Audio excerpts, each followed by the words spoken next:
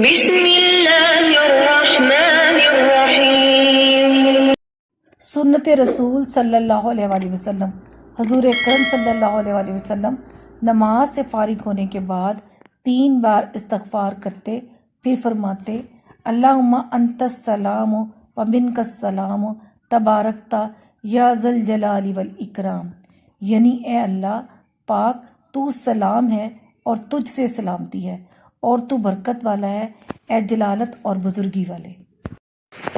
حدیث نبوی صلی اللہ علیہ وآلہ وسلم۔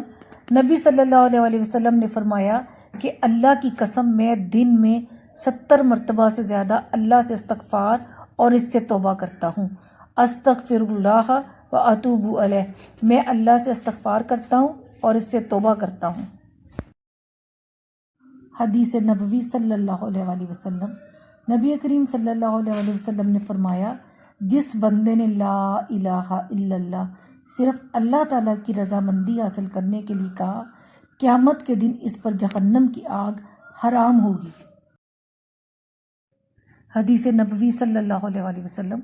حضرت ابو ہریرہ رضی اللہ عنہ کہتے ہیں کہ نبی کریم صلی اللہ علیہ وآلہ وسلم نے فرمایا تم میں سے ہر ایک کی دعا قبول ہوتی ہے بشرطہ کہ وہ جلدی نہ کرے۔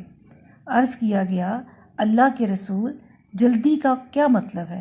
آپ صلی اللہ علیہ وسلم نے فرمایا وہ یوں کہتا ہے کہ میں نے اللہ سے دعا کی لیکن اللہ تعالیٰ نے میری دعا قبول نہ کی۔ حدیث نبوی صلی اللہ علیہ وآلہ وسلم۔